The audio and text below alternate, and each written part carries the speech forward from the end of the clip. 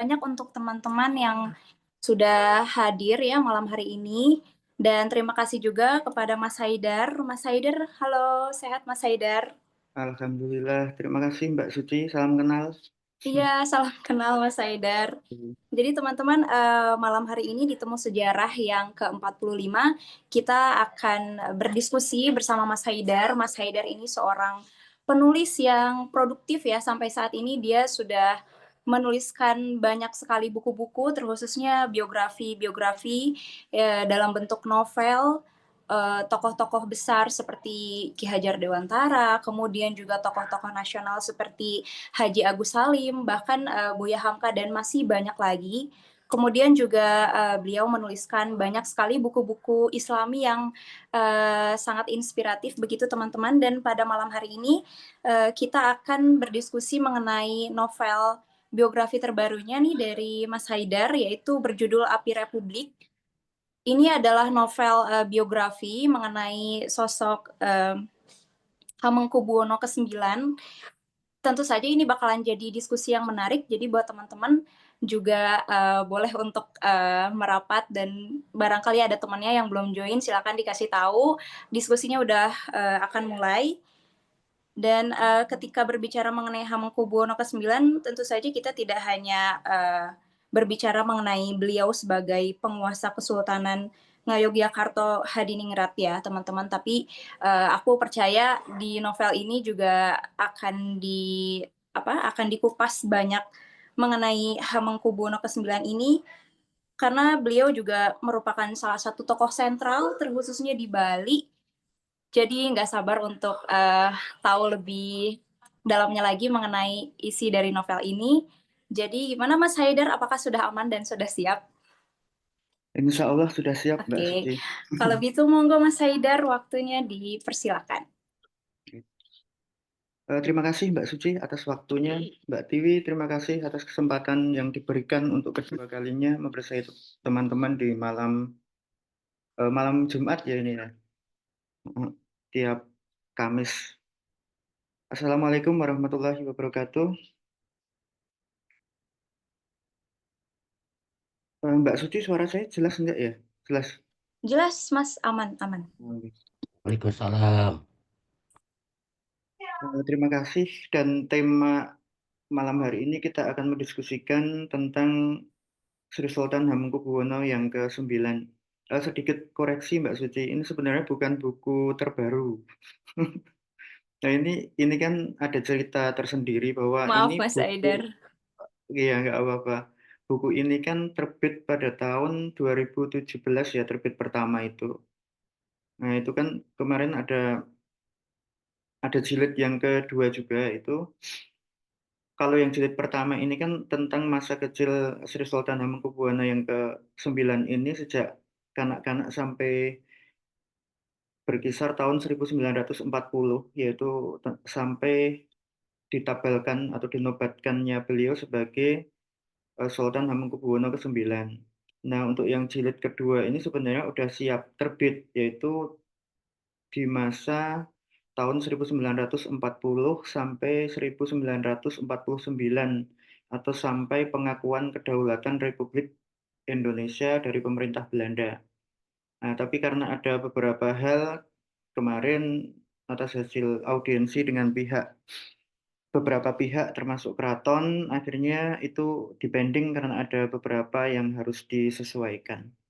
Nah, tentang teman-teman, untuk yang buku pertama ini, Api Republik yang jilid pertama ini adalah buku yang kita sajikan itu mengupas tentang kehidupan seorang Hamengkubuwono kecil. Siapa sih sebenarnya Hamengkubuwono IX ini yang sampai saat ini masih kita kenal sebagai sosok negarawan, sosok bapak bangsa, dan juga sosok pejuang yang masih melekat kuat di benak ingatan dari generasi ke generasi, khususnya kami generasi di kota Yogyakarta ini. Sultan Hamengkubuwono IX ini memiliki nama lahir Gusti Raden Mas Doro Jatun. Beliau adalah satu-satunya putra dari permaisuri Sultan Hamengkubuwono ke-8 atau yang nama kecilnya itu Raden Mas Suyadi, dan ibunya bernama Raden Ayu Kustilah. Nah, beliau lahir pada hari Sabtu Pahing, tanggal 12 April tahun 1912. Tempat kelahirannya itu kalau sekarang posisinya di timur Pasar Ngasem. Kalau teman-teman ke Jogja itu kan ada komplek Taman Sari itu, nah utaranya itu kan ada Pasar Ngasem. Itu dulu pasar hewan, tapi sekarang udah dipulihkan ke cagar budaya. Nah itu ke timur, masuk namanya di Kampung Sompilan namanya. Tapi itu waktu itu tempat tinggal putra mahkota, karena pada waktu GRM atau Gusti Raden Mas Doro Jatun ini lahir, ayahnya itu masih bergelar Kanjeng Gusti Pangeran Adipati Aryo atau putra mahkota yang memang oleh Sultan Hamengkubuwono VII ini nanti disiapkan untuk menggantikan posisi beliau sebagai HB8. Ada hal menarik bagaimana kehidupan Sultan Hamengkubuwono IX muda ini, yaitu ketika berusia 3 tahun, menginjak 3 tahun, ibunya itu atas perintah dari kakeknya, yaitu Sultan Hamengkubuwono VII, tanpa sebab yang diketahui, dipulangkan ke rumah orang tuanya, yaitu KGPAA Mangkubumi. Nah, Mangkubumi ini tempatnya dulu kalau teman-teman sekarang ke kampus Widya Mataram di barat Pasar Ngasem atau Komplek Taman Sari itu ada tempat gabungan dalam yang bernama Mangkubumen. Nah, itu tempat dulu mertuanya HB8 ini. Juga pada masa perjuangan menjadi markas atau tempat persembunyian Jenderal Sudirman sebelum melakukan perang gerilya keluar dari ibu kota Yogyakarta pada waktu itu. Nah, pengembalian ibunya HB9 ini dari dalam Purbayan itu ke Mangkubumen ini terjadi pada sekitar tanggal 17 Mei tahun 1915. Nah, setelah medio 1915 itu, GRM Doro Jatun ini kan kemudian dikeluarkan dari keraton dengan ditempatkan in the cost di rumah seorang Belanda dengan alasan bahwa HB9 ini menyiapkan anak-anaknya itu agar menjadi pribadi-pribadi yang tidak manja, pribadi-pribadi yang mandiri sejak kecil. Maka satu-satunya jalan agar GRM Doro Jatun ini tumbuh menjadi seorang generasi penerus di keraton yang mandiri, maka ayahnya ini ingin sekali Doro Jatun ini hidup dengan dilatih hidup disiplin dan mandiri. Nah, keputusan itu keluar ketika Doro Jatun ini menginjak usia 4 tahun. Kemudian sang ayah membawa Doro Jatun ini ke rumah seorang Belanda, guru di Taman Kanak-Kanak Probel School di daerah Gondokusuman. Gondokusuman itu arahnya dari keraton itu agak ke selatan timur. Nah, itu di sana Doro Jatun dititipkan atau indekos di rumah Mr. Mulder. Nah, di rumah keluarga Mulder inilah Doro Jatun dididik menjadi seorang yang mandiri tanpa memiliki ketergantungan dari fasilitas yang dimiliki oleh keluarganya di keraton. Singkat cerita, tumbuhlah Doro Jatun ini menjadi pribadi seorang anak-anak yang mandiri, cerdas, apa-apa bisa sendiri, mencuci pakaian sendiri, memasak sendiri. Nah, kemudian itu sampai pada Doro Jatun ini sekolah di ELS. ELS itu setingkat sekolah dasar pada zaman Belanda. Itu tempatnya di daerah Secodiningrat. Nah, dekat Taman Pintar itu kalau sekarang teman-teman. Nah, itu di sana tidak lama, tapi di situ menjadi penting karena di sekolah itu pula Doro Jatun ini untuk pertama kali bertemu dengan seorang pangeran dari tanah Kalimantan bernama Syarif, yaitu yang bernama atau nantinya dikenal sebagai Sultan Hamid II. Nah, itu di sana Doro Jatun ini memiliki panggilan Hengki, kemudian yang Syarif ini memiliki panggilan Moses. Persahabatan itu intim sekali di sekolah itu. Tetapi karena suatu takdir yang harus berjalan, akhirnya pada tahun keempat sekolah di ELS itu, eh, ayahnya yang pada tahun 1916 itu sudah dinobatkan menjadi Sultan Hamengkubuwono ke-8, meminta Doro Jatun ini untuk pindah sekolah.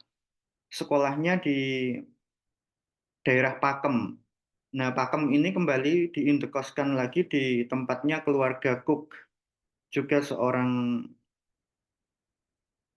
Belanda yang sangat disiplin dan memberikan dasar-dasar atau pondasi tentang kemandirian dan kedisiplinan kepada Gusti Raden Mas Doro Jatun ini. Sampai di sana pada tahun 1924, kemudian Doro Jatun ini diminta ayahnya untuk meneruskan sekolah ke Semarang. Nah, di sana juga ini dilepaskan dari fasilitas keraton, tidak mendapatkan fasilitas apapun dari keraton, kemudian dititipkan juga ke keluarga, itu keluarga Belanda, namanya keluarga Mr. Voskuil. Di rumah Mr. Voskuil itu Doro Jatun dibimbing untuk menjadi seorang remaja yang bisa menemukan jati dirinya. Apa yang sudah didapatkan di sekolah dasar itu terus dipacu agar dia menemukan jati diri, menemukan passionnya itu untuk apa, untuk menjadi seperti apa. Tapi pada tahun 1926, lagi-lagi atas keputusan sepihak dari HB8,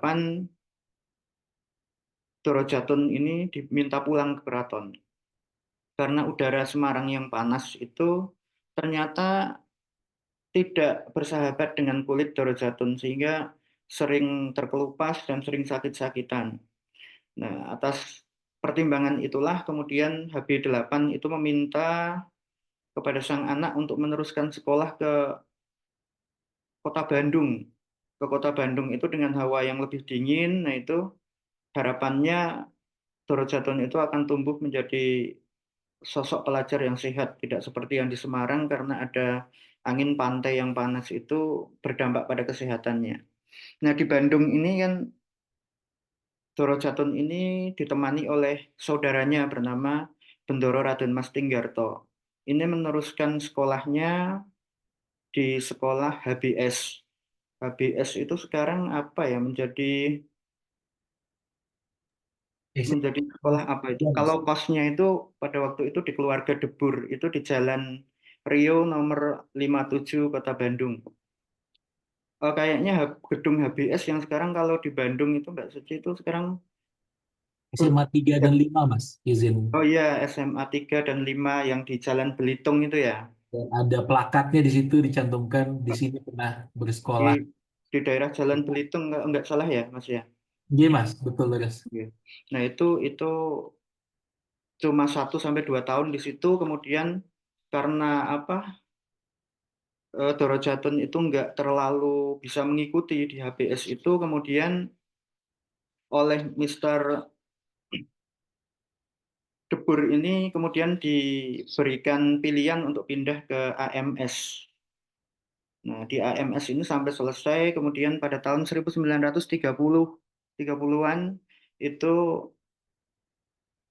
HB8 itu meminta Doro Jatun dan kakaknya itu BRM Tinggarto ini untuk meneruskan sekolah ke negeri Belanda. Nah, pada waktu itu di Rich University Leiden, Hamengkubuwono IX ini mengambil jurusan Indologi, yaitu ekonomi dan sistem pemerintahan. Nah, dari situlah tumbuh. Kemudian di Belanda itu kan ternyata yang situasi yang dilihat di sana itu cerita-cerita tentang pribumi itu nggak sesuai. Apa yang dilihatnya selama umur kanak-kanak sampai belasan tahun ini, bagaimana rakyat di lokal, rakyat Jogja itu bagaimana pemerintah Belanda memperlakukannya. Nah, itu apa yang disaksikannya masa kanak-kanak sampai remaja itu ternyata berbeda dengan cerita-cerita yang menjadi bahan cerita di negeri Belanda. Apalagi ketika dia sekelas dengan Juliana, itu putri Sri Ratu Wilhelmina yang nanti akan menggantikan posisi menjadi penguasa negeri Belanda. Nah, ternyata cerita-cerita yang didapat di Leiden di Holland itu bahwa pemerintah Belanda ini memperlakukan penduduk pribumi ini dengan sangat baik, memberikan pendidikan yang baik, sistem ekonomi yang baik, sistem pemerintahan yang memihak rakyat kecil. Nah, itu kan bertentangan dengan apa yang disaksikannya oleh Dorojatun waktu masih di negeri sendiri. Yaitu kemudian mengilhami bahwa Dorojatun ini tumbuh meski pendidikan Belanda, ia ingin tetap menjadi jati dirinya sebagai seorang Jawa. Nah, ketika dia bercita-cita bahwa setelah lulus dari Rich University ini, sesuai dengan ilmu yang didapatkannya tentang ekonomi dan pemerintahan, dia ingin mengubah peta atau arah perjalanan bangsanya. Ia ingin mewujudkan apa yang menjadi cerita di negeri Belanda itu, bahwa yang terjadi di pribumi itu tidak akan bisa berubah menjadi baik kalau pribumi sendiri tidak bisa memperjuangkan hak-haknya dari pemerintah Belanda yang sejatinya memang memeras dan juga tidak sesuai dengan apa yang menjadi harapan orang-orang pribumi. Nah, tetapi karena sekali lagi adalah alur takdirnya tidak sesuai harapan beliau, pada tahun 1939 ini kan terjadi Perang Dunia I. Nah, itu meletus, kemudian HB8 di Jogja itu khawatir terjadi apa-apa dengan sang putra. Maka dimintalah pulang sebelum lulus dari kuliah itu kembali ke Indonesia. Waktu itu nama Indonesia sudah dikenal oleh, karena memang PI itu udah ada ya tahun sekitar 28-an ya, di Belanda itu udah ada, termasuk tentunya Bung Hatta itu juga. Nah, nama Indonesia udah dikenal, kemudian diminta pulang itu menumpang ke kapal dagang. Dan pulang ke Indonesia, ke pribumi, sampai ke Batavia itu sekitar tahun 1940-an awal. Nah, di Hotel De Seine sebelum menghadiri penjamuan dengan Gubernur Jenderal di Batavia, itu Sultan Hamengkubuwono VIII yang udah sakit ini memberikan keris Kiai Jogopiturun kepada calon HB9 atau Dorojatun ini. Maka mengertilah Pangeran Hadinegoro dan Joyokusumo yang ditugaskan untuk mengiringi penjemputan itu, dengan keris diberikan kepada Dorojatun ini, mengertilah bahwa keluarga keraton menghendaki bahwa Dorojatun ini nantinya didaulat atau ditabalkan, dinobatkan menjadi penerus HB8, menjadi HB9. Prosesi itu berlangsung singkat. Ketika pulang dari Batavia, HB8 yang udah memiliki sakit komplikasi ini, ketika kereta api berjalan baru sampai ke Kroya, daerah Banyumas itu, mengalami pingsan. Nah, sampai di Jogja langsung dilarikan ke Rumah Sakit Pantirape dan meninggal di Rumah Sakit Pantirape itu. Nah, kemudian setelah itu HB9 dinobatkan, tentu dengan sebuah drama yang panjang karena banyak sekali klausul perjanjian dengan Dr. Lucian Adam, Gubernur Jogja pada waktu itu, pemerintah Belanda itu. Ada beberapa hal yang memang sangat merugikan keraton dan rakyat Jogja. Maka Dorojatun yang sudah mengenyam pendidikan Belanda ini tidak setuju, tidak seperti pendahulu-pendahulunya yang langsung teken kontrak kerja, tanda tangan penobatan itu, tapi HB9 sangat-sangat memperjuangkan nasib rakyat Indonesia, khususnya Yogyakarta ini ke depan. Maka beberapa pasal termasuk tentang tugas prajurit keraton, kemudian Pepatih Dalem kan pada waktu itu Patih Danurejo itu memiliki dua fungsi, yaitu untuk kepentingan pemerintah Belanda dan juga pemerintah keraton. Nah ini sangat membahayakan karena apa informasi di keraton bisa dijual ke gubernur jenderal. Nah, gubernur ini apa ini kan otomatis tidak boleh sampai ke keraton, itu sangat membahayakan. Nah itu klausul pasal itu diantaranya yang harus minta dihilangkan oleh Doro Jatun. Itu berlangsung dari bulan Februari sampai Maret, cukup panjang sekali, dan akhirnya menerima penobatan itu dengan pasal yang tidak dihilangi itu ketika Doro Jatun ini dalam antara tidur atau tidak, antara sadar dan tidak itu mendapat seperti wangsit. Nah itu kalau kita kira-kira percaya nggak Mbak Suci kalau ada bisikan itu langsung, nah kita, nah, tapi itu yang berlaku di keraton pada waktu itu masih mempercayai bahwa itu adalah eh, apa ya, secerca harapan atau semacam petunjuk yang diberikan oleh leluhur. Kalau Pak Peter Carey itu menyebutnya sebagai bebisik leluhur di kuasa ramalan itu.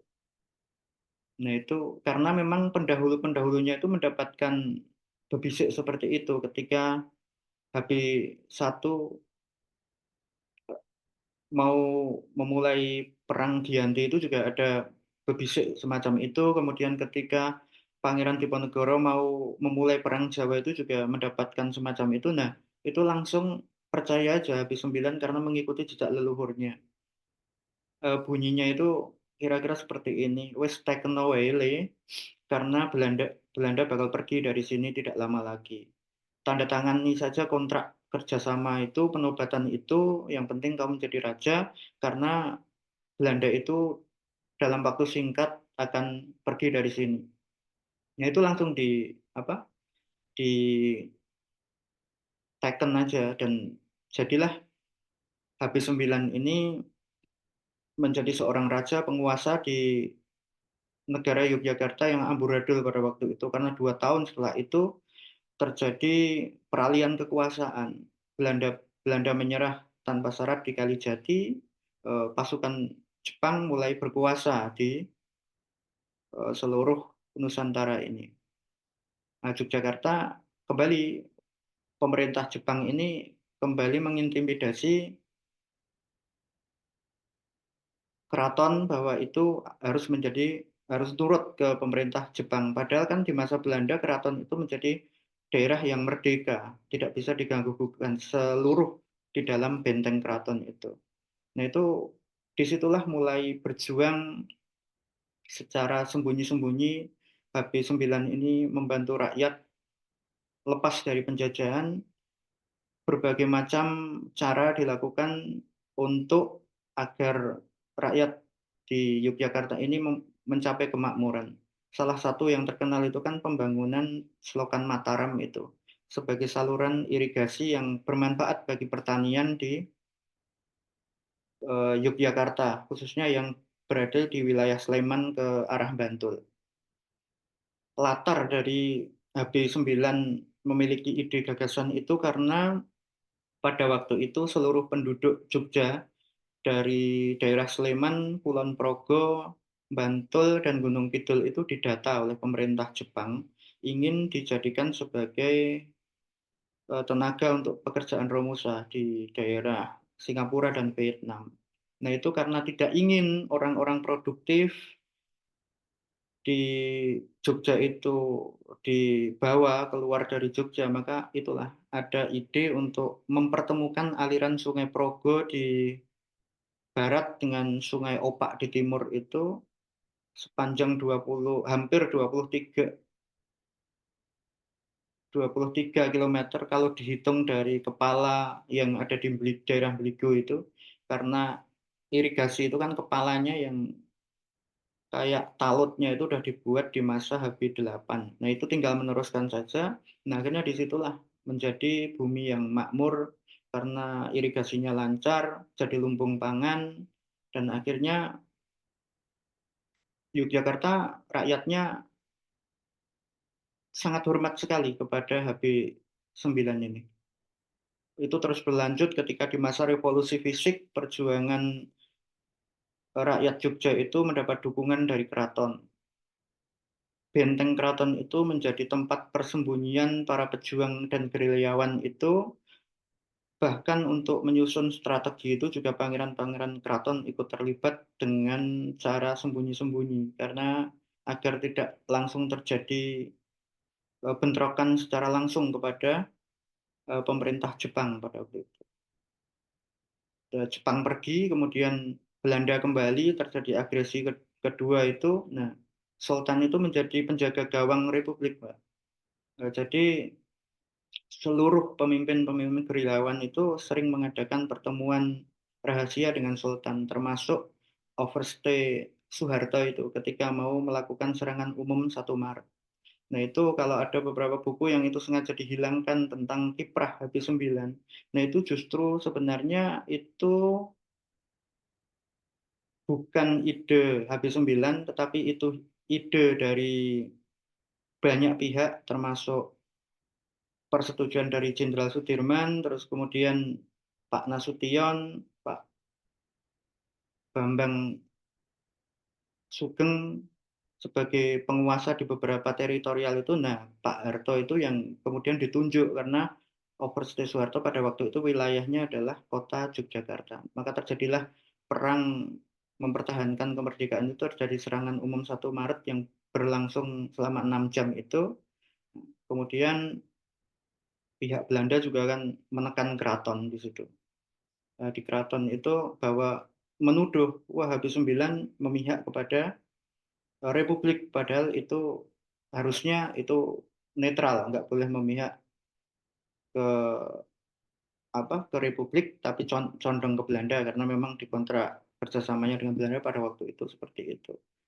Tetapi dengan siasat politisnya yang dinamis, maka akhirnya terjadilah itu revolusi fisik mempertahankan kemerdekaan itu sampai menyumbangkan 6.000 gulden itu. Kalau sekarang berapa ya? Rata-rata 6T atau berapa? Kalau dirupiahkan, uang keraton itu yang disumbangkan untuk mendukung perjuangan para gerilyawan dan pemerintahan Republik Indonesia yang masih bayi itu. Satu hal tentang keistimewaan beliau itu adalah HB9 itu termasuk satu-satunya penguasa lokal, penguasa daerah yang pertama kali memberikan ucapan selamat kepada Bung Karno dan Bung Hatta atas proklamasi kemerdekaan 17 Agustus. Maka tanggal 18 Agustus itu 45 ketika pada siang hari, pada hari Jumat siang itu mendapat informasi bahwa pagi hari di Jumat tanggal 17 itu di Pegangsaan Timur sudah berkumandang Republik Indonesia Merdeka. Dari Masjid Gede Kesultanan di Kauman itu Sultan dibantu dengan Ki Hajar Dewantara menyerukan dukungan tentang kemerdekaan itu. Nah, kemudian satu harinya tanggal 18 Sabtu 18 Agustus 45 itu mengirim kawat kepada Mr. Ahmad Subarjo menyatakan bahwa kami Yogyakarta mendukung tentang kemerdekaan ini dan kami siap berdiri di belakang Republik. Dan itu kemudian diikuti oleh Sri Paduka Paku Alam yang ke-8 karena memang sejak itu sinergi tadinya yang pecah antara pemerintahan Keraton Jogja dan Pakualaman itu sendiri-sendiri. Nah, maka sejak itulah bersatu bersatu mendukung berdiri di belakang pemerintahan Republik. Dengan salah satunya apapun yang menjadi kepentingan Republik adalah kepentingan Yogyakarta. Maka Yogyakarta siap menjadi ibu kota dengan kekayaan keraton itu menjadi penyokong dana perjuangan kaum Republikan. Satu hal yang ini tidak banyak dibahas adalah tentang kiprah seorang pengusaha Kalong yang tinggal di Kota Gede namanya Hajah Nuriyah, Mbak Suci. Itu seorang pengusaha sukses itu untuk menopang, karena pada waktu itu kan pas masa revolusi fisik itu kan kas keraton udah habis. Nah, dia padahal dana perjuangan itu masih membutuhkan banyak dana. Maka datanglah Sinuwun HB9 ini ke Kota Gede menemui Hajah Nuriyah ini, seorang pengusaha kalang pengusaha perak sukses, keraton ini sudah tidak memiliki uang, tetapi perjuangan kaum Republikan ini masih membutuhkan banyak dana. Maka emas sebanyak 1 gerobak sapi itu dibawa dari daerah Tegal Gendu di Kota Gede. Kalau sekarang lokasinya arah yang ke Terminal Giwangan itu, ke Omah Dhuwur, itu komplek pengusaha Kalang. Dari situ dibawa pakai gerobak sapi penuh emas, itu dibawa ke Gedung Agung Yogyakarta, diserahkan kepada Bung Karno. Ini bantuan dari para pengusaha Kalang untuk mendukung perjuangan Republik.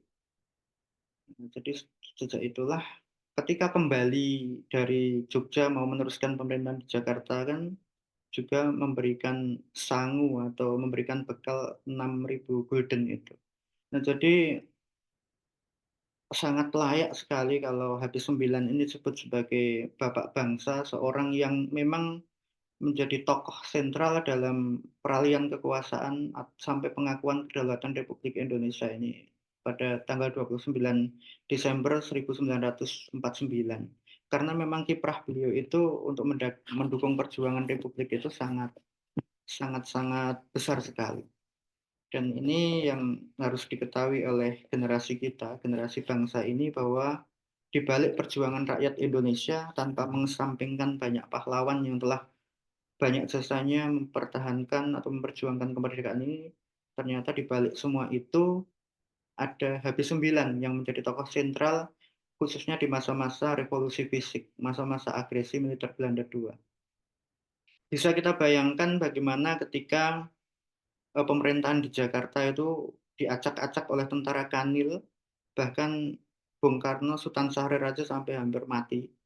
Bung Karno juga terus diintai, Bung Hatta terus diintai mau dibunuh. Sultan Hamengkubuwono IX yang mendengar berita itu kemudian mengirimkan kawat ke Jakarta. Bagaimana kalau sementara ibu kota pemerintahan pindah ke Jogja? Ketika Bung Karno mengatakan bahwa kami tidak memiliki bekal yang cukup untuk meneruskan pemerintahan di Yogyakarta, Habis 9 ini menyediakan badan dan seluruh kas keraton yang dimilikinya untuk membantu atau mendukung perjuangan Republik. Bisa kita bayangkan bagaimana kalau Sultan Hamengkubuwono IX ini menerima tawaran Belanda pada waktu itu diberi kekuasaan antara daerah Banyumas sampai ke Madiun dengan menjadi seorang raja yang tidak memihak Republik. Indonesia ini saya kira nggak akan sampai berumur hampir 80 tahun ini. Nah, satu hal perjuangan yang patut kita contoh dari Habis 9 ini adalah bagaimana totalitas beliau itu mencintai negeri ini. Seorang sultan yang tanpa Indonesia pun sudah memiliki wilayah kekuasaan, memiliki kekayaan, memiliki kedudukan, tetapi dia rela meninggalkan semua itu mendukung sebuah negara yang baru berdiri, bayi republik yang tidak memiliki apa-apa, bayi republik yang pertumbuhannya saja masih sangat dipertanyakan, mau menjadi apa Republik Indonesia ini. Tetapi dengan legowo, dengan ikhlas, beliau dengan Sri Paduka Paku Alam ini satu kata, ayo inilah saatnya kita itu menunjukkan rasa cinta kita kepada negeri ini. Perjuangan rakyat yang berabad-abad lamanya ini tidak boleh sia-sia. Sejak zaman Sultan Agung, sejak zaman pemerintahan Sultan Fatah di Demak mengusir Portugis, sejak Sultan Agung mencoba menaklukkan Batavia, Pangeran Diponegoro mengubarkan Perang Jawa, jutaan rakyat yang sudah berkorban ini tidak boleh sia-sia menurut Habis 9 ini. Maka inilah saatnya ketika gaung kemerdekaan itu sudah terdengar gaungnya, maka inilah saatnya kita mendukung dengan semua yang sudah kita miliki. Maka harta, pemikiran, dan juga tenaga dari Dwi Tunggal Yogyakarta itu. Nah, kalau Indonesia itu kan punya Dwi Tunggal Soekarno-Hatta, Jogja ini punya Dwi Tunggal Habis 9 dan Paku Alam. Itu satu kata tapi tidak pecah kongsi. Nah, kalau Indonesia kan ketika dekret presiden atau udah demokrasi terpimpin itu kan Hatta memilih untuk tidak menyertainya lagi. Kalau ini sampai akhir itu masih tetap satu satu tujuan atau satu visi misi. Nah, inilah yang salah satu yang perlu kita contoh dari Sultan Hamengkubuwono IX ini. Mungkin itu Mbak, nanti bisa kita sambung dengan diskusi. Assalamualaikum warahmatullahi wabarakatuh. Waalaikumsalam warahmatullahi wabarakatuh. Terima kasih Mas Haidar untuk pemaparannya, sebuah pengetahuan yang baru dan segar malam hari ini. Begitu latar belakang, mungkin menjadi latar belakang mengapa buku ini terbit ya. Dan untuk teman-teman, barangkali ada yang ingin berkomentar atau bertanya, kita lanjutkan kepada sesi diskusi tanya-jawab sekarang. Yang mau bertanya atau berkomentar, silakan untuk raise hand.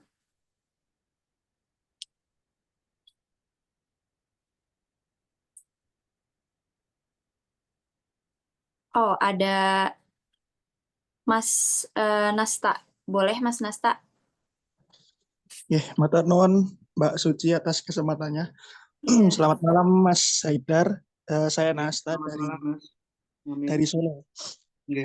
Saya tertarik dengan pembahasan Sultan Hamengkubuwono IX. Mungkin saya belum baca bukunya Mas Haidar, tapi saya baca Nggih. buku dari sejarawan dari Australia, namanya John Monfils, itu Raja di Negara Republik. Oke. Itu Yang edisi terjemahan, Mas. ya, yang terjemahan Mas. Ya itu tadi sudah dijelaskan secara panjang. Terus saya juga mungkin ada yang terlewat dan saya penasaran. Sultan Hamengkubuwono IX itu kan terkenal sebagai Bapak Pramuka juga. Nah, Nggih. ketika sekolah dasar yang saya baca ini dari bukunya Pak Monfils itu salah satu ekstrakurikuler. Bahkan dari sejak sekolah dasar itu Pak Doro Jatun itu memilih gerakan kepanduan. Itu Betul. mungkin bisa diceritakan Mas, kenapa akhirnya Pak Doro Jatun atau Sri Sultan Hamengkubuwono IX itu memilih gerakan kepanduan? Apakah nanti itu juga mempengaruhi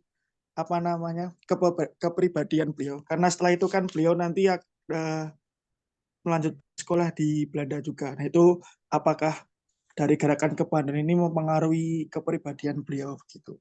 Matur nuwun Mas. Nggih. Oke, terima kasih Mas Nasta untuk pertanyaannya. Mas Haidar boleh langsung dijawab atau mau dikumpulin dulu ini? Kumpulin dulu nggak apa-apa, Mbak? Oh ya. Kemudian ada juga ini Mbak Lia, boleh Mbak Lia?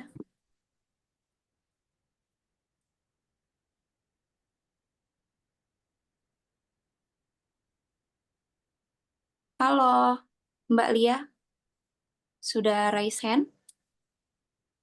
Boleh untuk open mic.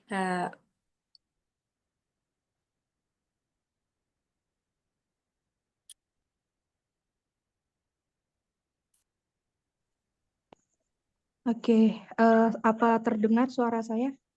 Ada Mbak, aman, terdengar. Oke. Selamat malam Mbak Tiwi, Mas Haidar, dan Mbak Suci. Ya, selamat malam. Malam. Halo Mas. Saya ingin bertanya, tadi kan dari kecil Sinuun itu sudah dibesarkan atau udah di luar keraton lah istilahnya. Terus dididik oleh orang-orang Belanda, ya, baik yang tadi di Jogja, Semarang, sampai ke Bandung, bahkan ke Belanda sana ya. Nggih. Kalau dilihat dari sejarahnya para pangeran keraton itu kan, seorang pangeran itu ingin dijadikan seorang raja itu ada tempaannya masing-masing, ada pendidikannya masing-masing. Kalau Iya. zamannya dulu kan ada yang dididik di luar keraton, ada yang dididik secara untuk militer, pendidikan membaca dan menulis juga gitu kan. Nah, apakah HB ke-9 ini atau Sinuwun ini melakukan hal yang sama seperti kalau yang dari segi pendidikan pasti ya, karena beliau menempuh beberapa sekolah ya di Jawa bahkan ke Belanda. Nah, kalau untuk pendidikan karakternya sendiri sebagai orang Jawa, sebagai calon sultan juga itu apakah beliau ada didikannya tersendiri atau setelah beliau pulang dari Nederland baru dididik tentang kebudayaan Jawa dan kebudayaan keraton gitu, Mas. Ya, segitu aja pertanyaan saya. Terima kasih. Oke, terima kasih Mbak Lia. Mungkin barangkali ada lagi, boleh satu lagi. Kalau ada yang mau raise hand, silakan. Halo. Halo, oke, Mas Abimanyu boleh, silakan. Selamat malam. Assalamualaikum warahmatullahi wabarakatuh. Saya Abi dari Bandung. Pertanyaan saya pertama udah kejawab tadi yang kenapa beliau pindah ke Bandung ya. Tapi yang saya juga tertarik untuk tahu lebih dalam sebenarnya kenapa kakeknya Sultan yang sekarang ini Hamengkubuwono VIII ya itu memberikan parenting ya kalau istilah sekarang itu yang tadi untuk mandiri itu sudah visioner seperti itu gitu. Maksud saya kalau royal family diberikan pendidikan terbaik itu kan wajar ya, Nine the King lah, semua Sultan Hamid pun mungkin seperti itu. Tapi kenapa beliau bisa punya pemikiran untuk yang tadi istilahnya mungkin pendidikan karakter yang sudah dari kecil itu dititipkan tanpa mendapat fasilitas dan privilege di orang Belanda. Kenapa apa namanya apa yang membuat saya tertarik justru bapaknya ini sampai bisa membentuk karakternya beliau ini kan berarti dari Sultan Hamengkubuwono VIII ya sampai bisa bukan hanya visioner untuk pendidikan terbaik tapi yang kemandirian itu loh. Padahal kan lingkungannya justru ini calon penerus saya harusnya dikawal atau dapat fasilitas terbaik juga, hati-hatilah takutnya kalau di Belanda nanti malah atau kejawaannya atau apa sifat-sifat Jawanya itu nanti terkikis apa gimana, tapi apa yang membuat beliau ini menjadikan seperti ini. Dan mungkin tadi menyambung pertanyaan dari Mbak sebelumnya, iya benar juga ya kan biasanya keluarga keraton atau royal family ini diberikan pendidikan militer. Apakah kalau di keraton Jawa khususnya Yogyakarta di tingkat ini juga ada gitu ya? Seperti kalau Sultan Brunei ke Sandhurst karena jajahan Inggris atau ya lain sebagainya. Matur nuwun, matur nuwun. Oke, terima kasih Mas Abi. Oke, Mas Haidar, mungkin aku mulai bacakan lagi pertanyaannya. Tadi yang pertama dari Mas Nasta mengenai Hamengkubuwono ke-9 ini kan dikenal sebagai Bapak Pramuka. Nah, kenapa Hamengkubuwono ke-9 ini tuh dulu memilih gerakan kepanduan begitu, dan apakah itu tuh berhubungan dengan kepribadiannya atau bagaimana?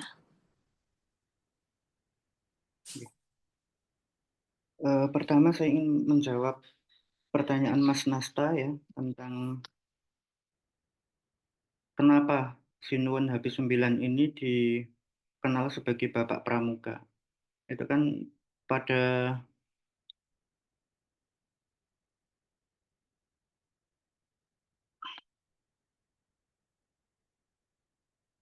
Habis-9 ini kan pernah duduk sebagai Ketua Kuartir Nasional Gerakan Pramuka. Nah itu sejak itu tahun, kalau nggak salah ingat tahun 1968. Nah itu beliau dikenal sebagai Bapak Pramuka. Tapi sebenarnya saya lupa tentang kepanduan apa waktu masih sekolah itu. Masih sekolah di sekolah dasar dan menengah itu, gerakan apa yang nama apa organisasinya saya lupa, tapi pernah mengenal gerakan kepanduan itu. Nah, tetapi itu berangkat Pramuka itu dari mana adalah ketika pada tanggal 28 Desember tahun 1945 itu, Mas Nasta, itu di Indonesia itu ada yang namanya Pandu Rakyat Indonesia. Nah, Pandu Rakyat Indonesia itu merupakan sebuah kepanduan itu yang sifatnya nasional. Jadi semua daerah itu ada. Itu dibentuk oleh pemerintahan kita. Pada waktu itu yang bergabung hampir semua organisasi yang ada di Indonesia, khususnya Muhammadiyah, karena Muhammadiyah itu kan ada kepanduan Hizbul Wathan itu. Nah, itu bergabung, dan organisasi-organisasi kepanduan yang lain juga ikut bergabung di Pandu Rakyat Indonesia ini. Kepanduan ini kemudian untuk apa ya, keefektifannya juga kemudian dibagi menjadi sebuah organisasi yang bersifat federasi. Namun karena ada banyak kelemahan, akhirnya pemerintah kembali membentuk Persatuan Kepanduan Indonesia, yaitu Perkindo. Nah, pada tahun 1960-an, itu pemerintah dan MPRS waktu itu kembali melakukan usaha perbaikan organisasi tentang kepanduan.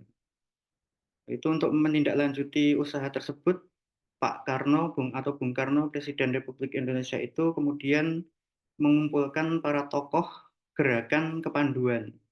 Jadi mewakili setiap organisasi kepanduan itu kan ada pemimpinnya, nah itu diundang oleh Bung Karno. Itu kalau tidak salah terjadi pada tanggal 9 Maret tahun 1961. Nah, di hadapan para tokoh kepanduan yang ada ini, termasuk diantaranya adalah Sultan Habis IX. Itu juga ada Dr. Abdul Aziz, Profesor Priyono juga, dan juga Ahmadi.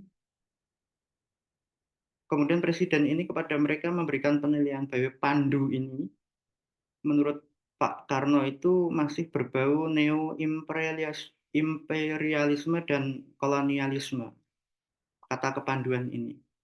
Atau kebarat-baratan lah menurut Pak Karno itu. Nah, sehingga harus diganti dengan nama lain yang lebih pas dan sesuai dengan semangat nasionalisme bangsa Indonesia.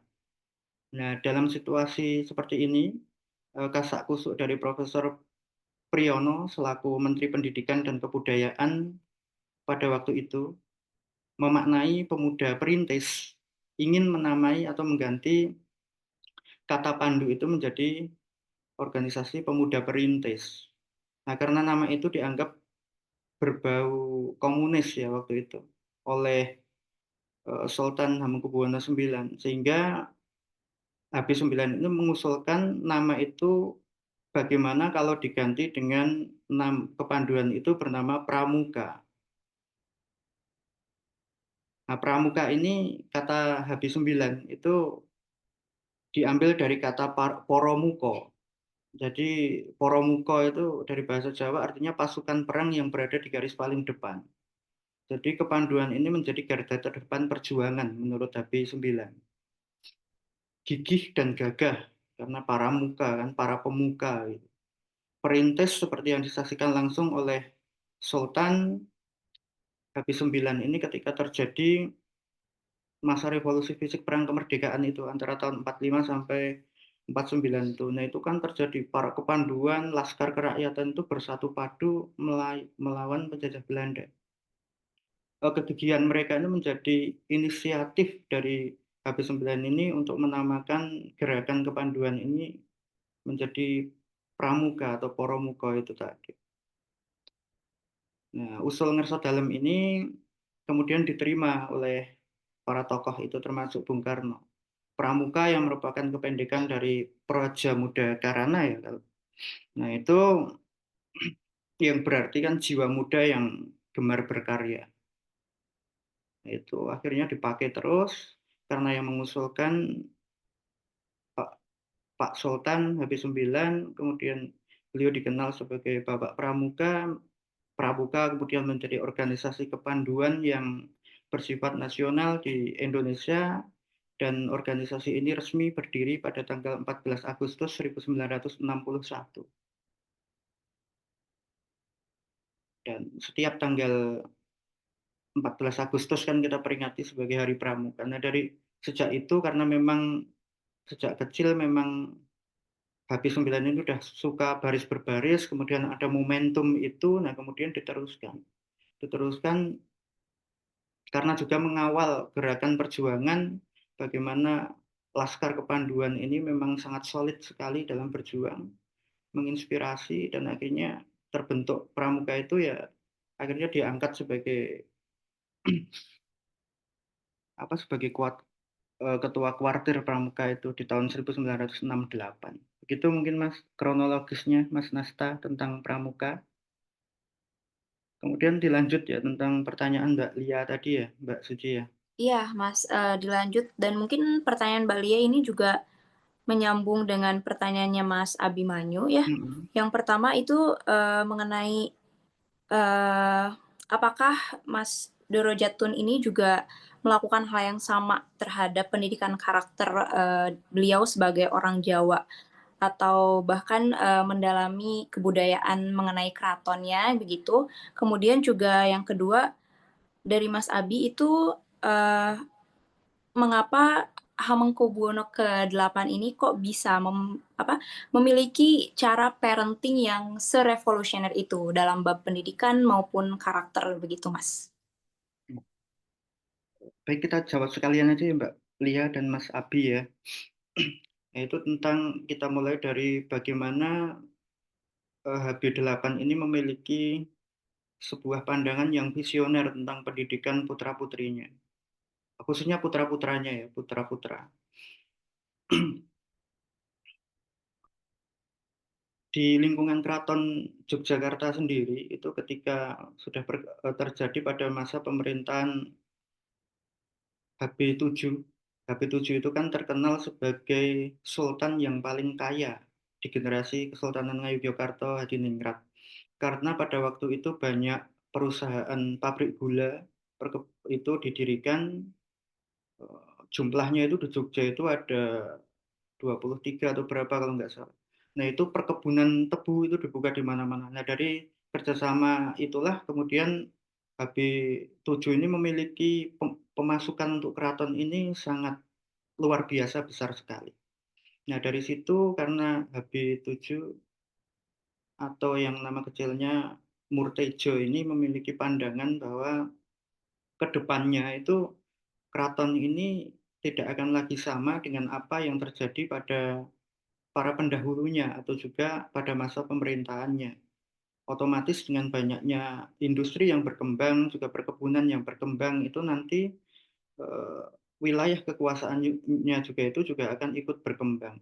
Ketika zaman sudah berkembang, itu kan juga diperlukan SDM yang harusnya berkembang, yang harus sesuai dengan mengikuti zamannya atau tidak ketinggalan, atau syukur-syukur memiliki pandangan yang jauh lebih maju lagi.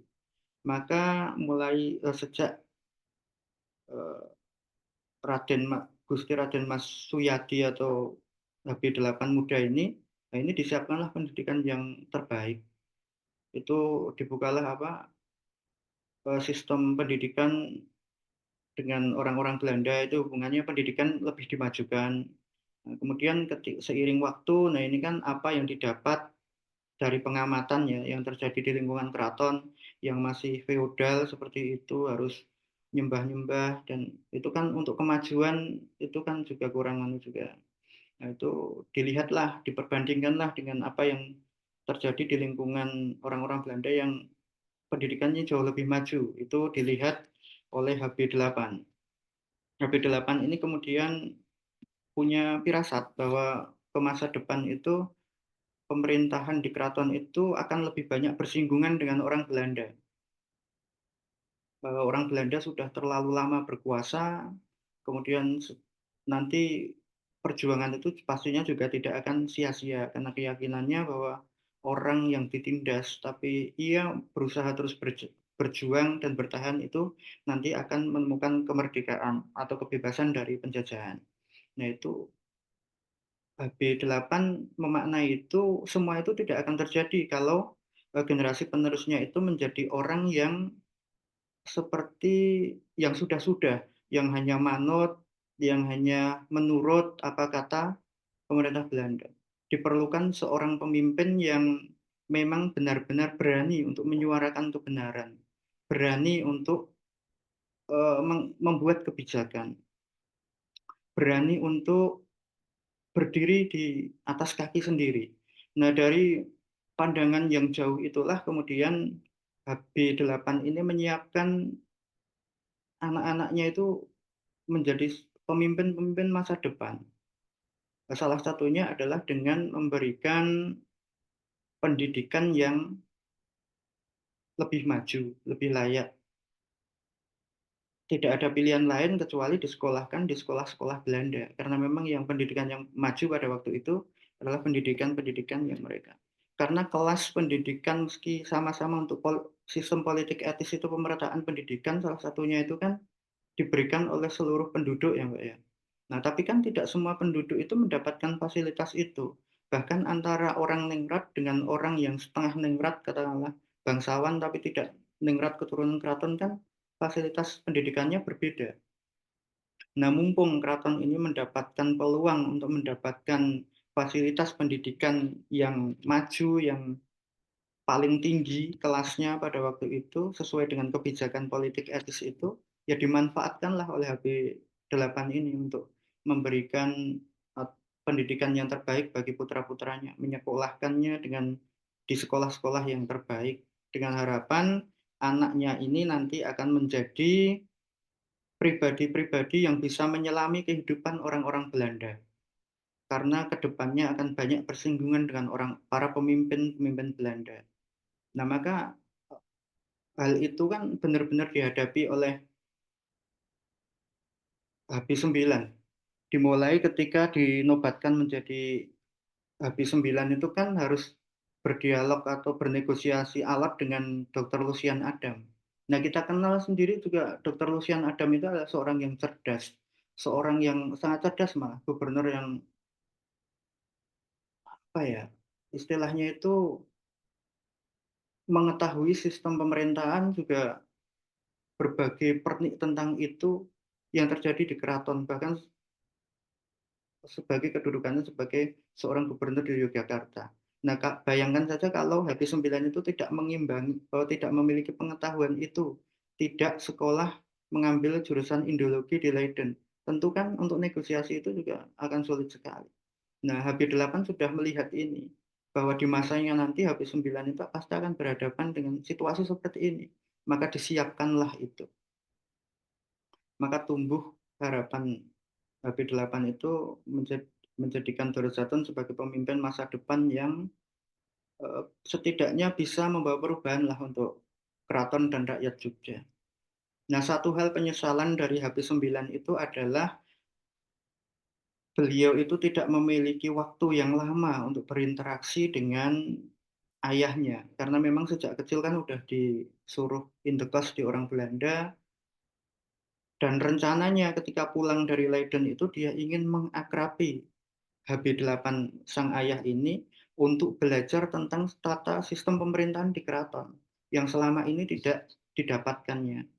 Bagaimana keluarga kesultanan itu membuat kebijakan, bagaimana keluarga kesultanan itu menjalani kehidupan sehari-harinya. Ini kan nggak dirasakan oleh Dorojatun. Lawang menginjak usia 4 tahun aja udah keluar dari keraton, nggak hidup di keraton. Nah, ini satu penyesalan dari HB9. Di sisi lain dia memiliki pendidikan barat yang maju, yang itu akan sangat berarti bagi kehidupannya ke masa depan, tetapi di sisi lain dia gamang untuk melangkah memerintah keraton ini karena tidak memiliki pengetahuan yang luas tentang seluk-beluk pemerintahan di keraton. Nah, kemudian tentang apakah sistem pendidikan yang sudah dicontohkan oleh HB8 ini dilanjutkan oleh HB9 untuk anak-anaknya, begitu kan ya pertanyaannya Mbak? Oh, Mas Abimanyu tadi. Kalau untuk Mas Abi sepertinya udah terjawab tadi. Kalau Mbak untuk Lia ya. pertanyaan Mbak Lia ya, tentang apakah Mas Dorojatun itu melakukan hal yang sama mengenai penerimaan dia untuk memiliki pendidikan karakter sebagai orang Jawa, Kesultanan dan juga keraton. Karena melihat sejarah dia sedari kecilnya itu beranjak dewasanya itu di luar keraton gitu loh Mas. Oh iya, untuk HB9 bagaimana melanjutkan atau tidak itu mungkin ya, mungkin yang tidak kita ketahui HB9 mungkin ada cita-cita untuk itu, untuk menyiapkan generasi penerusnya itu dengan pendidikan yang lebih maju dari apa yang dia dapatkan. Tetapi ketika kita melihat kenyataan yang sekarang ini, ternyata hal itu kurang terlihat juga gitu hasilnya gitu kan. Nah ini nggak usah cerita di sini lah untuk yang saat ini karena akan sangat berisiko. Tetapi yang jelas ketika HB9 hidup itu kan banyak waktu dihabiskan di Jakarta ya. Sementara keluarganya juga di Yogyakarta. Sejak masa perjuangan itu kan hidupnya sudah habis untuk berjuang di masa revolusi fisik mempertahankan kemerdekaan, terus kemudian setelah bangsa ini benar-benar merdeka 100%, hidupnya juga habis di Jakarta untuk menduduki banyak sekali jabatan yang diemban beliau. Jadi durasi waktu Pak HB9 ini di Jogja itu kan sangat terbatas. Interaksinya dengan anak-anaknya juga sangat terbatas. Jadi mungkin itu salah satu kenapa itu masih menjadi PR beliau untuk menyiapkan generasi yang sesuai itu kayaknya ya, iya, mau mengatakan ini kan sulit juga karena memang kalau melihat keadaan yang terjadi itu kan belum mencerminkan apa yang menjadi impian dari sang Sultan Republikan itu sendiri. Nanti lah Mbak Lia bisa kita ngobrol di WA saja untuk menjawab yang satu ini. Oke, Apa Mbak? seperti itu Mas Haidar, terima kasih untuk tanggapan dan juga jawabannya. Kita lihat di sini ada beberapa chat yang masuk. Oh, dari Pak Peter Carey, Pak Peter Carey, terima kasih banyak Pak Peter sudah bergabung malam hari ini. Saya ingin tanya mengenai sejarah Ronggo. Kemudian dari Mas Israf ya, tadi mengomentari mengenai kepanduan. Ngarsa dalam HB9 adalah yang dibalik Kepres 238 1961. Terima kasih Mas Israf atas komentar lagi yang mau ditanyakan dari teman-teman atau mau menanggapi. Oh ya, teman-teman juga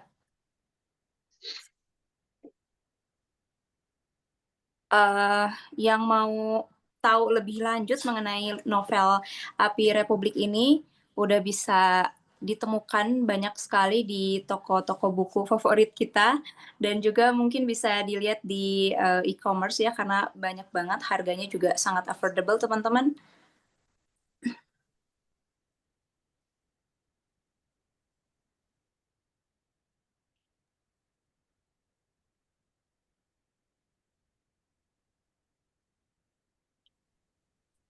Apa ada lagi yang mau ditanyakan? Saya ingin mengucapkan terima kasih kepada Pak Peter ini Iya. karena memberikan tambahan tentang ini organisasi kepanduan yang waktu itu diikuti oleh Ngerso dalam waktu muda, NIFP ini. Memang benar memang benar HB9 adalah yang dibalik Kepres nomor 238 tahun 61 itu.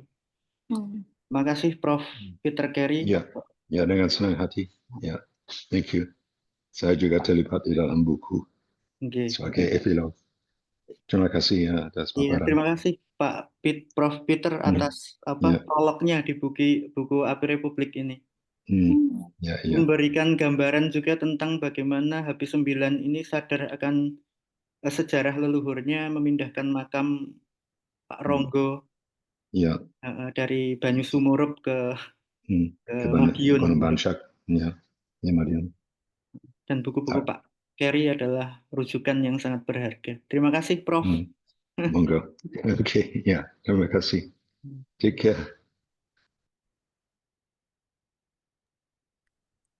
Kalau begitu teman-teman, menarik sekali diskusi kita pada malam hari ini. Kita jadi tahu banyak mengenai Sri Sultan Hamengkubuwono ke-9 ini.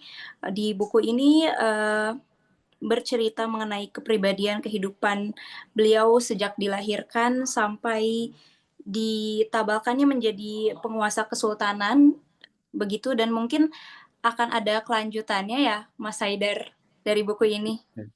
Oke, yang jilid 2 itu yang tadi masa revolusi fisik dari penobatan, perang agresi dan sampai pengakuan kedaulatan itu sebenarnya udah disiapkan cetak, dan itu dummy juga udah kita kirim ke pihak keraton, tetapi karena ada satu hal, dan ini Prof. Peter sangat paham sekali bagaimana ini harus dipending terbitnya dulu karena ada beberapa hal.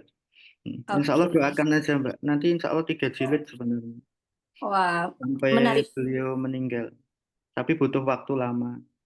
Karena kita juga harus bijak untuk melihat peluang dan melihat situasi yang terjadi di Jogja ini sekarang. Kemudian ya kita tidak berani lah untuk mengambil suatu resiko dengan hal-hal yang seperti itu. Oke, kalau gitu ditunggu waktu dan tanggal pas dan baiknya ya Mas Haidar. Insya Allah Mbak Suci. Oke, teman-teman terima kasih banyak yang sudah bergabung pada malam hari ini. Terima kasih yang sudah bertanya, yang sudah memberikan komentar, dan terima kasih banyak Prof. Peter Carey yang sudah hadir juga pada malam hari ini. Terima kasih juga Mas Haidar sudah berbagi mengenai novel biografi Api Republik ini. Sangat menarik sekali, menjadi pengetahuan baru juga. Dan teman-teman jangan lupa untuk follow ya Temu Sejarah, karena insya Allah Kamis malam depan juga kita akan lanjut diskusi sejarah lagi ke-46. Jadi jangan lupa follow, dan silakan untuk mencari novel Api Republik ini di toko buku favorit kita, di e-commerce juga banyak sekali. Terima kasih banyak teman-teman. Mungkin saya Suci Atmarani sebagai moderator pamit undur diri. Mohon maaf atas ada kesalahan-kesalahannya. Saya kembalikan kepada Teh Tiwi. Siap, terima kasih Kak Suci. Dan teman-teman, mungkin nanti sebelum ditutup kita foto terlebih dahulu. Buat teman-teman yang mau open cam boleh banget ya. Oke, siap-siap. Kita tunggu beberapa teman-teman. Oke, sudah beberapa yang muncul ya. Kita akan foto teman-teman. Baik, 1, 2, 3. Oke. Boleh mau ganti gaya juga boleh banget. Sekali lagi ya teman-teman ya. 1, 2, 3.